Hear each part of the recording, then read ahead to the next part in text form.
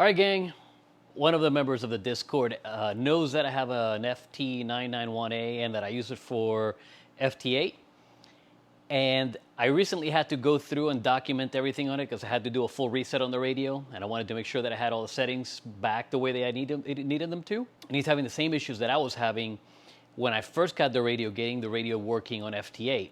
So I got the help from the Discord on getting this thing set up. This is just a video for a couple of reasons. One, to help him, and another one to help anyone else that might have the same issues on getting this thing sorted out for running FT8. So come along, we'll show you.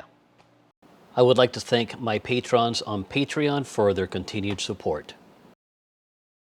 So to get into the settings, you're going to click on or press the button that says menu and setup, if you will, that one right there. In blue on the right hand side has the default settings from the radio. Any item that you see in white is a different setting than default. So let's scroll through this. This doesn't matter for digital modes, but this is for CW, contest number 0. I have this set for my time zone. The 232C rate at 9600 baud. The CAT rate at 38400.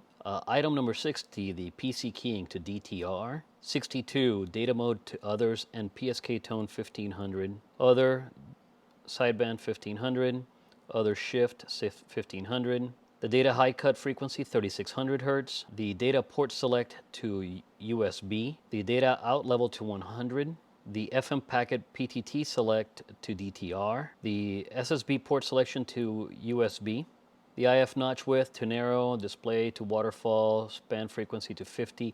These don't have anything to do with digital modes that I know of, but those are my settings.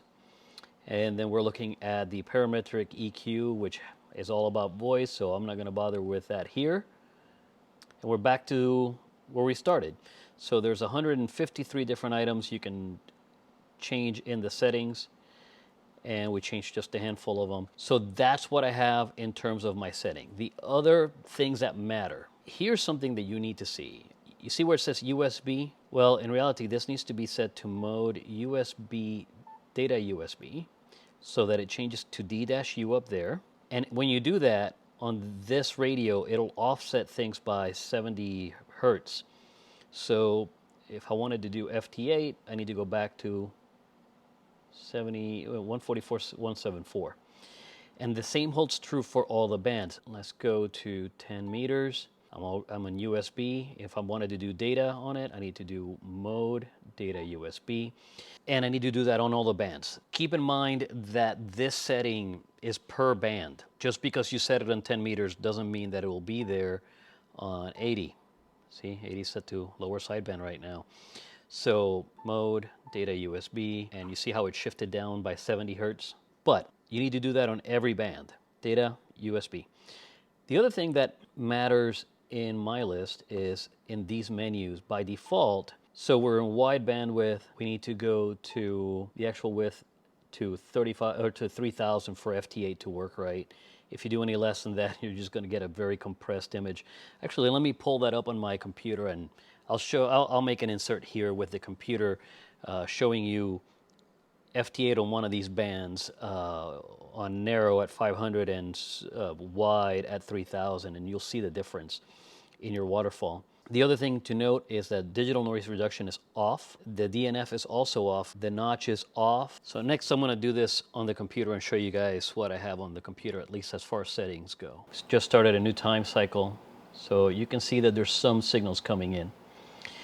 This is with the bandwidth set to 1800, which is kind of narrow, and you can see that based on the waterfall right here. You see where the waterfall really starts or ends right there and starts over here.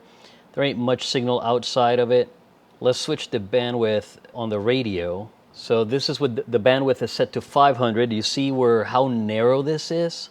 That's your 500 Hertz of bandwidth on FT8 by default. So let's switch that from 500 to 3000.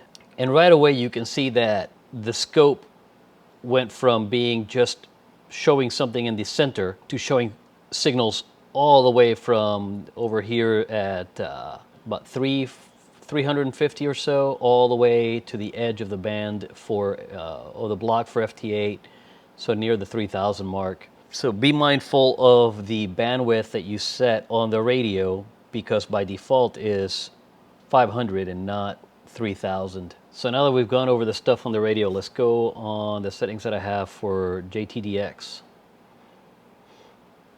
Keep in mind that this radio is going to give you 2 serial ports. So the second one, I believe, is the one that is enhanced. That based on what I have here, it appears to be.